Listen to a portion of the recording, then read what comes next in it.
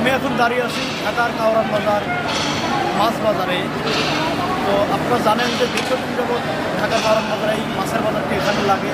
এটি অত্যন্ত প্রসিদ্ধ একটি মাছের বাজার। দেশের বিভিন্ন স্থান থেকে পাইকাররা মাছ নিয়ে এই কাওরান বাজারে আসেন। এখান থেকে খুচরা বিক্রেতারা বিভিন্ন স্থানে মাছ ক্রয় করে নিয়ে খুচরা বিক্রি করেন।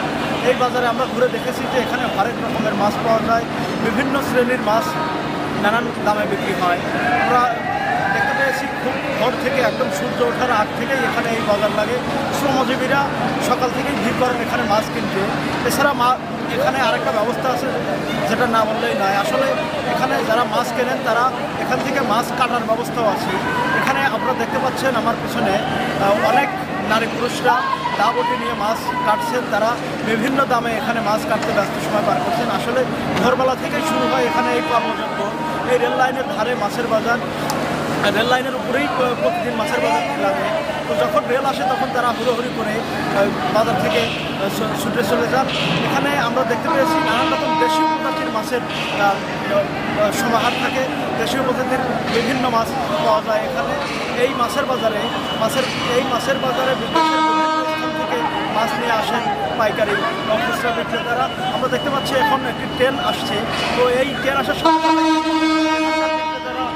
এখান থেকে ছুটে চলে যাবে। আসলে এটি অনেকে বলেছেন যে এটি আসলে একটি ঝুঁকিরও কারণ। তো যেহেতু রেল লাইনের উপরে মাছের বাজার, রেল লাইনের উপরে দাঁড়িয়ে মাছ ক্রয় বিক্রি করে। ট্রেন আসার সাথে সাথেই তারা এখান থেকে ছুটে করে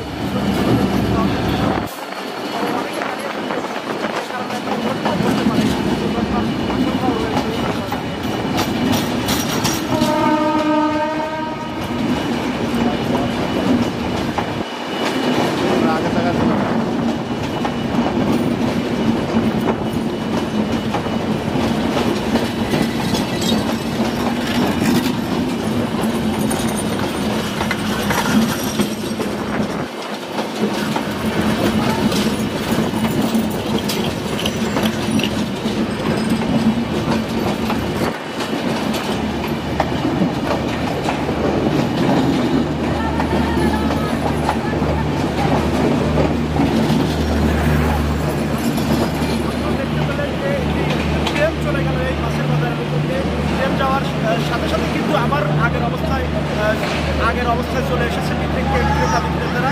আবারও শুরু হয়েছে মাছ কেনা বেচার কাজ। তো দর্শক, এই ছিল আজকের কাওরান বাজার মাছের বাজার থেকে সর্বশেষ পরিস্থিতি।